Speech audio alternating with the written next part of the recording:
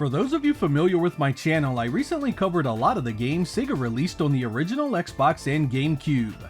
It was at this time that Sega began its new journey as a dedicated third-party developer and publisher. And if you are interested in those platforms, I'll leave a link to those videos down in the description. But I would be doing you all a great disservice to not cover at least some of the Sega games released for Sony's PlayStation 2. Once figuring in Japanese exclusives, Sega released more games on the PlayStation 2 than any other console that generation. No kidding, there were a ton, and I'm willing to bet there's a number of them you haven't played. For that reason, I'll be skipping the usual suspects in favor of a more curated list of exclusives and the more interesting releases. That means we won't spend any time talking about most of the stuff I've already covered on the Xbox and GameCube, or many of the games that were Japanese only. While games like Crazy Taxi has its fans, I want to keep your attention on a list that largely couldn't be played on any other console that generation. Despite all that, there are still many games here to cover, and in this episode, we are going to talk about what I consider to be some of the more interesting releases for the PlayStation 2. We'll save the full reviews for another day, so we'll be flying through these to keep the runtime manageable. In no particular order, Sega and the PlayStation 2.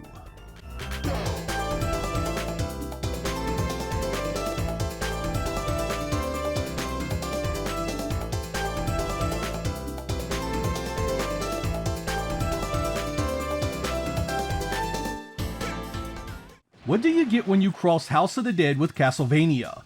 Well, 2001 brought us the answer in a rail shooter developed by WoW Entertainment. This one follows two vampire hunters as they battle the undead menace and try and save as many people as they can. It was originally a Namco 246 arcade game, which was directly based on the PlayStation 2, so the home conversion is fairly accurate. It really does remind you of the House of the Dead series in terms of theme, and retains a similar setup with two-player co-op, multiple paths, and special modes. It wasn't all that well reviewed, but I really did enjoy it myself. It was a worthy light gun shooter that supported both the GunCon and GunCon 2. If you enjoyed Sega's other gun games, this one should be right up your alley. Virtua Fighter 4 was originally a Naomi 2 arcade game. There was no way the PlayStation could replicate the power of that board 100%, but you absolutely must respect the job AM2 did here. Released in 2002, this was a massive upgrade over Part 3 in every single way. It visually stomped it, and the new gameplay felt great, while holding on to the core mechanics that were so well done to begin with. It was the first game in the series to sell really well in Western territories, prompting Sega to release the Evolution upgrade there as well. This came with a massive bonus called Virtua Fighter 10th Anniversary, an homage to the flat-shaded Virtua Fighter 1 that was released separately in Japan. To date, it's easily my favorite fighter on the console. In 2002, Sega published the Red Entertainment-developed Gungrave. This was a third-person hyper-action shooter with quite a bit of inspiration from Devil May Cry. As Grave, you must avenge yourself by essentially killing everything that moves in the three-dimensional environments. You get access to dual-wielded guns and special attacks against countless foot soldiers, vicious bosses, and environments that can be destroyed. It doesn't stray too far from the base action of shooting targets, and it can be a tad repetitive in the late game, but there is no question it has a ton of style. There was another Gungrave on the PlayStation 2 called Overdose, but Sega had nothing to do with that one. Shinobi made his triumphant return in 2002 courtesy of Overworks. Now with fully polygonal visuals and play areas that could be explored, it was a radical departure from the 2D games this series had been known for. The story also takes a much darker turn as demons invade our world, and only the Shinobi can stop it. If you are familiar with Ninja Gaiden's three-dimensional update, then you should have an idea of what to expect here. The combo-laden gameplay is also filled with jumps, wall running, projectiles, and deadly finishers. This deserved to be on the Dreamcast, but I'll take it either way. It was one of the better transitions to 3D for an older Sega franchise. In 2003, Sega AM2 did a flight combat game called Aero Elite Combat Academy. This was, for the most part, a more in-depth version of Afterburner. Instead of simply blasting off countless missiles at enemies that come straight at you, this offers a bit of dogfighting with far more realistic visuals. It has a simple arcade mode that throws you straight into the action, and it has a few other options like training, competition, free flight, and a 2-player mode. It's part of the Aero Dancing series, which started back on the Dreamcast. Developed by Hitmaker, 2003's Virtual on Mars was essentially a home port of Sega's 2001 Virtual on Force arcade game. It largely features many of the same stage and mech designs, a 2-on-2 mech-based combat game where your goal is to defeat the other team. Entirely new to this game is the Dramatic mode, which gives you missions to complete and a beefed-up story that ties it all together. It uses the dual analog for a twin-stick style interface, and it supports multiplayer. Despite the popularity of the previous entries, this one was not well received. With a focus on single-player content, many felt the core game suffered. I had some fun with it, so I won't call it awful, but without a true twin-stick controller or any modern online battle options, one could argue that Virtual On's prime had certainly been left behind. In 2003, Sega WoW released a direct sequel to Shinobi called Nightshade. This one featured a female ninja and a storyline that had the demon invasion return. It's largely similar to the first game, but failed to really take the franchise to a new level. The visuals are arguably worse, the gameplay is more repetitive, and the deaths are cheaper and more often. It can still be a good game, but the expectation of improving on the weaknesses of the first were definitely not met. This sequel could have been better. 2004 brought us our first PlayStation entry into the Shining series, called Shining Tears. This was a multiplayer action RPG with a pretty standard story of a rescued hero with no real memory of his past. The gameplay uses lots of combo-laden attacks using your various team of characters, and the visuals are mostly a cutesy hand-drawn affair that kinda comes off a little weak when considering the series' pedigree. It was developed by Nextech and Salamander Factory, and while it wasn't what I'd call a Shining debut, I didn't mind it too much. There had been other Shining games that had been different genres and styles in the past, so I didn't hate the new direction. I will say the longer you play it, the more the combat and story grates, but overall it's a middling experience that will likely be quite divisive among fans. Astro Boy is a 2004 Sonic Team-developed action game based on the anime series of the same name. I really wanted to like this one, but the gameplay holds it back from being something worth your time. The camera fights you every step of the way, making combat frustrating and tedious. This is a huge shame because the core setup is actually fairly well done.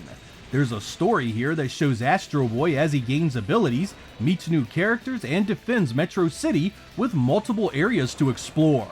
Not even Astro Boy's 1 million horsepower strength can save this one from being a massive letdown. In 2004, Sega and Red Entertainment released Blood Will Tell, a 3D action game based on the Japanese anime Dororo. This follows a warrior as he battles demons to rebuild his body. You start out missing most of your body parts, and as you win them back you gain additional abilities. For example, it starts out black and white until you get an eye back and can see in color again. Despite your situation, you are far from helpless. Your body has been augmented with swords for arms and you happen to be able to get around quite well. This was exactly the kind of stuff I love seeing with Sega's name on it. It isn't perfect, mainly suffering from lots of narrative interruptions and load times, but there's definitely charm here. The idea of rebuilding your body coupled with the strange world and characters really drives you to want to see more. Don't let this pass you by if you missed it. It's a solid experience in a similar mold to the Otage series. Shining Force Neo was released in 2005 and is a huge left turn for the series. Developed by Neverland, who did the Record of Lotus War for the Dreamcast, this is a purely action RPG experience that feels nothing like the Shining Force games before it. Shining Force had always been a turn-based tactical RPG, and while you still get lots of story, you can level up, equip new items, and explore towns and areas all around you. When it comes to gameplay, it's all pretty much hack and slash action with a bit of magic thrown in. This makes this a massive letdown for fans of Shining Force 1, 2, and 3, and honestly feels far more similar to Shining Tears without the multiplayer and sporting a new art style. Later areas can even feel more like Dynasty Warriors than Shining Force. It's far from the terrible experience many label it, it's just not Shining Force as you remember it. Outrun 2 was one of my very favorite Sega arcade games ever, and I was really happy to see it get ported on a few different platforms. The PlayStation got its own version of Outrun 2006 Coast to Coast, courtesy of Sumo Digital. It had online play, PSP connectivity for save content, and looked and played really well.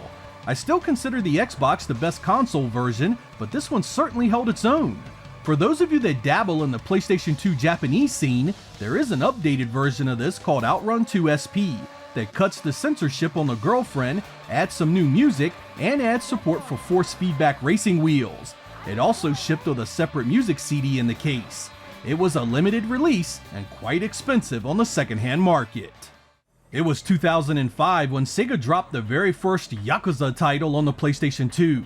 It was developed by New Entertainment R&D No. 1 and followed the adventures of Kazuma, a man imprisoned for 10 years for a crime he didn't commit. As he attempts to put his life back together, all sorts of shit hits the fan, and before you know it, you have people trying to kill you, people you have to find, and in between all that, you can play games, eat, gamble, and visit massage parlors. It was kind of the natural progression of what Sega started with Shenmue, with just an added dash of popular open world titles of the time. Though it was crazy popular in Japan, the series has not seen the same success in many Western territories. A real shame because it's actually pretty good, and I plan on full reviews of the series in the future. Sega also dropped one of its first Genesis compilations on the PlayStation 2 as a third party. Called Sega Genesis Collection in the US and Sega Mega Drive Collection elsewhere, this had hits like Golden Axe, Ristar, Shadow Dancer, Comic Zone, and the Phantasy Star games. You could even unlock some arcade titles like Zaxxon and Altered Beast. The emulation quality was a tad suspect, but the overall playability was still there, making it a good addition if you had not owned a Genesis back in the day, or you had a few games you wanted to revisit. Later Genesis compilations would crush it in quality and game selection, but this one wasn't bad for 2006. In 2007, Sega was back with Shining Force EXA, and Neverland was again at the helm. This is pretty much in the same mold as what we saw in Shining Force Neo. Action RPG with a pretty typical story and familiar characters. You're after the Shining Force sword in this one, and it does add improved pacing and more strategy to the battles, but it's still not a particularly compelling entry. These games felt so simplified compared to the long battles that took real forethought and skill to beat in the older turn-based tactical games. Again, not the trash it's often made out to be, yet still not at the level this series deserved. In 2008, with the PlayStation 2 still on the market and selling well, Sega ported a follow-up to Sonic Riders called Zero Gravity. Much like the original game, this is a hoverboard racer where you do tricks and follow different paths as you battle for number 1. If you watched my GameCube or Xbox video, you know I didn't get on well with the original, and here I was just as unimpressed. It of course doesn't help that I haven't played this in 15 years, but I'm just as bad now as I was then. Fans of the first likely will dig it, but for the traditional racing fan like myself, I just couldn't get into it. During the PlayStation 2 days, Sega also chose to publish some movie tie-ins, and 2008's Iron Man was one such endeavor. It was developed by a company called Artificial Mind and Movement, and is a third-person action game loosely based on the movie. There's a certain appeal to flying around as Iron Man and blasting bad guys, but it's shallow as a puddle. This amounts to little more than doing the same thing over and over. Enemies and vehicles flood in and keep spawning until the level ends. You have different armors to employ, a good set of weapons, and the feeling of flight is suitably chaotic, but after an hour or so, you have pretty much seen all this has to offer. Well-seasoned gamers can skip it, but I'm willing to bet kids will absolutely love it. Also in 2008, Sega published The Incredible Hulk, developed by Edge of Reality. This was based on the film at the time and is absolutely hilarious start to finish. You can break or damage pretty much everything in the game. It plays terrible, but doesn't matter because you can just walk or climb through everything around you. There's even a self-heal that makes it a cakewalk for a good portion of the game, making this feel targeted to a very young gamer. That's about right too, because anyone expecting something meaningful from this title is gonna be sorely disappointed. Play it for the laughs, but you won't be coming back for seconds. New Entertainment R&D Department number 1 was back in 2006 with a sequel to the new Sega franchise, Yakuza.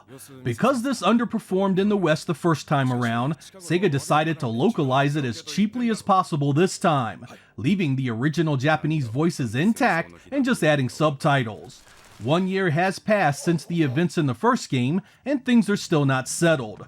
With Tojo Clan still weak and its leader killed, you are drawn back into the world of the Yakuza once again. Much of the game is largely the same, from the things you can do to entertain yourself to the combat system. It took it 2 years to get a US release, and it did sell a bit better, but its popularity was still primarily in Japan. Because the PlayStation 2 lasted on the market far longer than its competition, it received ports of games that were primarily for the newer generation of consoles, like the Wii, 360, and PlayStation 3. One such title was 2008's Sonic Unleashed. This was both a radical redesign of the Sonic formula for Sega, and a return to the speed that previous 3D outings sorely lacked. Dr. Robotnik returns, corrupts the Chaos Emeralds, nearly destroys the planet, and turns Sonic into a freaking werehog. This ends up being a game with two very distinct gameplay engines. One is where Sonic is essentially on a roller coaster, with lots of ring collecting, auto-targeted enemies, and a breakneck pace that feels fantastic. It also has the werehog levels, where you are essentially a lumbering melee machine, beating down enemies with combo-based attacks that can be upgraded over time. Some people hated it, but I thought it was a nice change of pace from the speed sections. Still, the story and characters are standard fare, and there is a repetition here that holds it back from greatness. If you played this one on the Xbox 360 or PlayStation 3, you'll want to know that the PlayStation 2 version takes after the Wii and has numerous design differences. It's not the same game, and worth a look if you haven't experienced it. In 2005, Sega WoW and Sega Software decided to reboot the Altered Beast franchise into a 3D action game with a very different story, characters, and setting. This time we forego the whole Zeus reanimating a fallen warrior to save his daughter thing, and instead shoot to modern times, genetic experimentation, and a soldier looking for the truth. It almost feels like a Resident Evil spin-off, really. The action takes place in the third person, and is mainly close-up melee combat with a dash of projectile-based attacks. Like the original 2D outing, you get multiple beasts to turn into here, stuff like a wolf, a merman, a minotaur, a dragon, and even an alien. Like a lot of these revivals, it's not a particularly well-made experience, but it's also not the gutter trash some argue they are. I'd play this over the Fighting Force games any day. I think Sega targeted these games to kids with simple mechanics to appeal to the broadest audience possible. That of course means there isn't much here for someone looking for something deep and meaningful, but if you're just looking to kill stuff, it certainly has its charms. In 2008, Sega Studio China ported Nights into Dreams to the Japanese PlayStation 2. It was exclusive to that region and featured a number of huge upgrades to the visuals, which included increased draw distance and better textures. It also included the content from Christmas Nights built in, and some added costumes. Despite the passage of more than 10 years since the Saturn original, Nights still held its own as a score attack game, and it actually plays quite well with Sony's pad. There was also a special edition of it called the Nightopia Dream Pack, which included a storybook. The later Xbox 360 and PlayStation 3 ports were based on this content. With Sega picking up Technosoft's IPs, they developed the 2008 release, Thunder Force 6. This gets a lot of bad opinions because of its throwbacks and homages to past games in the series, but I really enjoyed it. It's true the sound and visuals could have been stepped up, but I love how the difficulty scales so well for beginners and veterans, and I appreciated the designs that are so familiar to the series. The developers chose this time to take the Radiant Silvergun approach to the weapons, and give you them all right from the get-go so they can be changed at any time. I really dug that too because it allowed me to play it how I wanted. Does it live up to the Technosoft developed titles? I guess it depends on your expectations, but I had a blast with it and still own it all these years later. I didn't realize it for years, but in 2002, Sega brought Virtua Cop Elite Edition to the European PlayStation 2.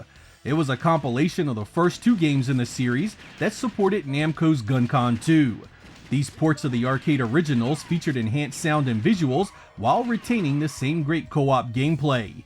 It doesn't do anything new, and I would have loved it to have been released a year later with Virtua Cop 3, but I'll take it either way. It was not released in North America, and the Japanese version was called Virtua Cop Rebirth.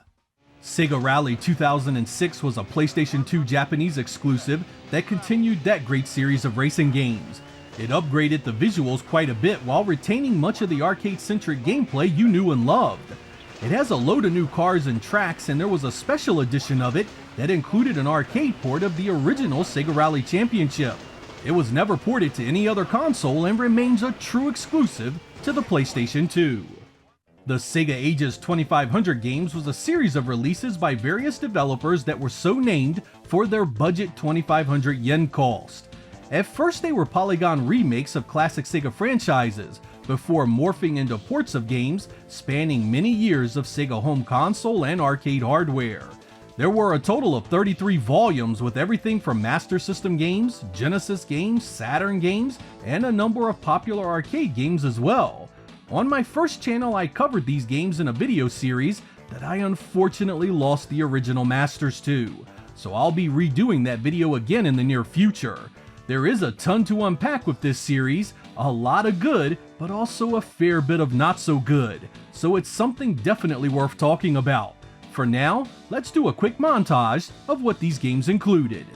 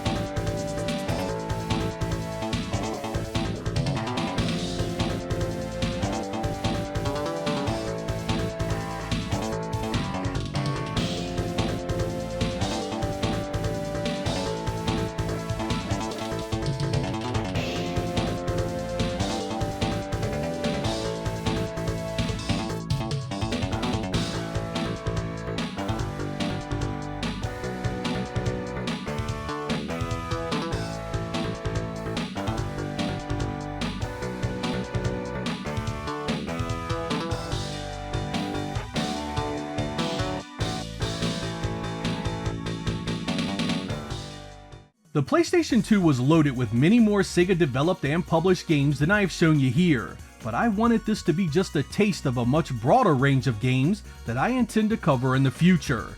As I mix in 6th generation coverage, we are going to start to see Xbox, GameCube, and PlayStation 2 games more frequently, and see just how Sega began to change as a third party before its ultimate form as a holdings company after its merger with Sammy. It was an interesting journey with many surprises and letdowns, and it makes for one heck of an interesting topic. If you'd like to see a PlayStation 2 game that I didn't cover here, let me know down in the comments and maybe I can fit it in a future episode. Should you have any interest in the titles we did cover, PlayStation 2 emulation is actually quite solid these days, so if you have a PC, don't be afraid to give it a go. There are even some pretty nifty upgrades in regards to resolution and performance you can use. Since we are on the subject of the PlayStation, I also plan to mix in some OG PlayStation coverage as we expand to non-Sega hardware. While Sega themselves weren't prevalent on that platform, many of your favorite third parties were, and it's always nice to see what they were up to outside of Sega's ventures.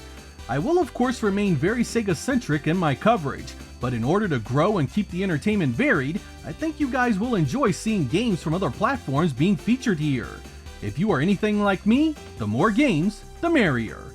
I'm Sega Lord X, thank you guys for watching, and I will catch you next time.